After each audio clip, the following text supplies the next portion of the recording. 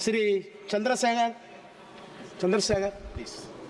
धन्यवाद सभापति महोदय, आपने मुझे वित्तीय विधेयक पर बोलने का मौका दिया। किसान मजदूर रात में थक के सो जाते हैं, सपने में देखते हैं कि जीवन बदल रहा है, गरीबी खत्म हो रही है। सुबह जब आँख खुलती है तो लगता है वापस जुगा तू है। ऐसा ही इस बार का बजट गरीबों के लिए था। महोदय, मैं अपने क्षेत्र से शुरुआत करूंगा। मेरा क्षेत्र नगीना बाढ़ प्रभावित है, कोई चर्चा नहीं हुई। किसान आम आदमी परेशान है, कोई चर्चा नहीं हुई। गन्ना मिल समय पर पैसा नहीं देती है। गुलदार ने 30 लोगों की जान एक साल में ली है पिछले, कोई फर्क नहीं पड़ता अमीरों को। उद्योग धंधे लगाने की कोई बात नहीं हुई।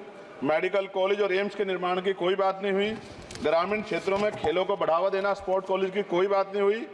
महोदय, देश में भूमि सुधार किया जाए, लाखों बीघा जमीन जो है भूमाफिया ने कब्जाई हुई है, भूमिहीन लोगों को भूमि दी जाए, बिजली के दाम में कटौती की जाए, गरीबों को कम दाम पे जो है बिजली उपलब्ध कराई जाए, ठेकेदारी प्रथा, संविदा, लेटर एंट्री खत्म की जाए, पक्की नौकरी दी जाए। निजीकरण की वजह से सरकारी नौकरियां लगभग खत्म हो गई हैं। मेरी मांग है, और मैंने निजी विधेयक भी पेश किया था, कि निजी क्षेत्रों में SC ST OBC के लोगों को आरक्षण की व्यवस्था कराई जाए और पुरानी पेंशन बहाल की जाए। लोगों के पास एक तरफ सरकारी योजना चलाकर प्रधानमंत्री आवास योजना जो है उसके नाम पर मकान दिए जाने की बात होती है, वहीं दूसरी तरफ लखनऊ के अकबर नगर को तोड़ दिया जाता है। नवी मुंबई में के खार घर में What is his name? Patil. Patil is not Shankar. No, this is the caste. उसकी जा This is Kashmir, Chandrasekhar. No, this Patil. Mic नहीं है सर, बंद कर रहे हो sir? Independent. This is independent. आ गया। धन्यवाद। हमारे लोग सर आर्थिक रूप से बड़े कमजोर हैं और 2 अप्रैल 2018 के मुकदमों के लिए कई बार सरकार से बात हुई, वापस नहीं हुई। उनको वापस कराया जाए। भीमा को वकीलों को बहुत पैसे लगते हैं सर।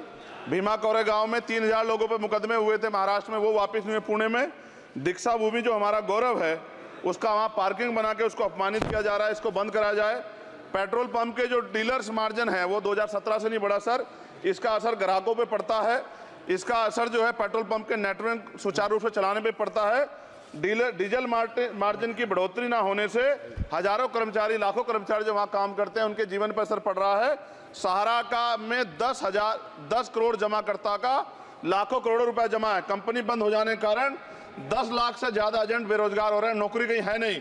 भुगतान ना होने के कारण जमाकर्ताओं के द्वारा एजेंट पर जबरदस्ती भुगतान कराने का दबाव बनाया जा रहा है, जिसके कारण 5000 से ज्यादा एजेंटों ने आत्महत्या कर ली है।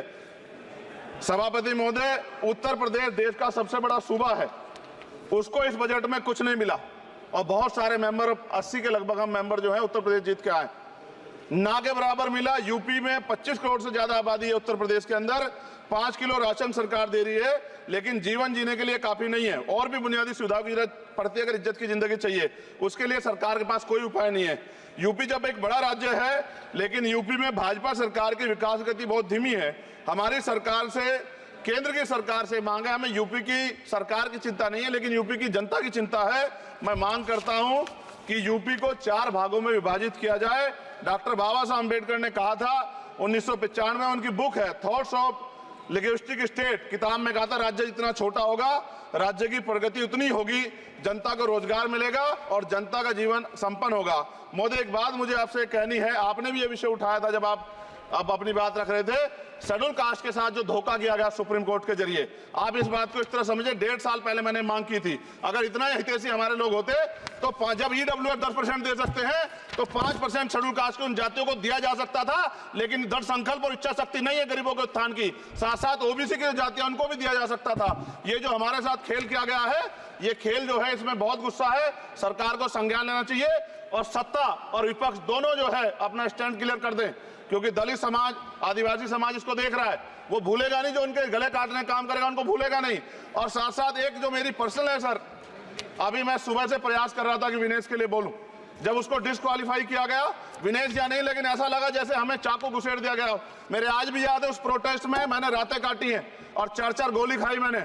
ये देश की अस्मिता से जुड़ा मामला था, पर हमारी मांग ये थी कि सरकार स्टैंड क्लियर कर दे, तब भी सुनवाई नहीं की गई।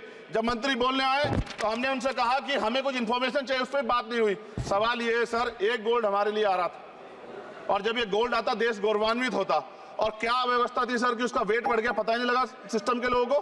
क्या बेवकूफी की गई है, ये सोचने का विषय है सर। ये बहुत महत्वपूर्ण देश की बेटी का मामला है। ये हरियाणा की बेटी नहीं है सर, वो एक जात की बेटी नहीं है, वो हमारी बहन है, देश की बेटी है। और आपने क्या किया हरियाणा के साथ? आपने हरियाणा का बजट कम किया, जबकि सबसे ज्यादा मेडल हरियाणा लेके आता है। ये गलत है सर, ये धोखा है। हमें इस बात की तकलीफ है कि विनेश जो है इस देश का नाम गौरवान्वित करती, इस देश का नाम बढ़ाती, लेकिन आज जो है अपमान का सामना करना पड़ रहा है। जब हमारे हितों की बात होगी हम जो है समझौता कर सकते हैं, लेकिन जब देश के हितों की बात होगी, बाबा साहब अम्बेडकर ने कहा था हम प्रथम और अंत्य भारतीय हैं। जब देश हितों की बात होगी, महिला हितों की बात होगी, महिला सम्मान की बात होगी, हर हम कीमत चुका देंगे। सरकार के मंत्री ने क्या कहा कि हमने इतने पैसे दिए, एहसान क्या खैरात दी क्या आपने? कोई खत्म कर रहा हूं सर, खैरात दी क्या आपने? कोई इससे ज्यादा पैसे हम आपको दे देंगे, लेकिन आपको चाहिए था कि इस मामले को संभालते और देश का सम्मान बढ़ाते। आपने लापरवाही बरती, इसका खामियाजा हमें भुगतना पड़ा। मैं आपसे आग्रह करूंगा कि जब वो बेटी देश लौटे सर, जब वो बेटी देश लौटे, रुक जाओ प्लीज वाइंड अप प्लीज। जब वो बेटी देश लौटे, मैं आपसे आग्रह करूंगा कि स्पीकर सर यहां बुला के उसका सम्मान करें।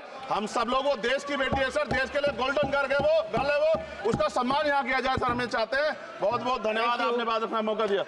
महिला विरोधी चुप रहे। Thank you. कोई महिला विरोधी नहीं बोलेगा बीच में। श्री विशाल पटेल प्लीज।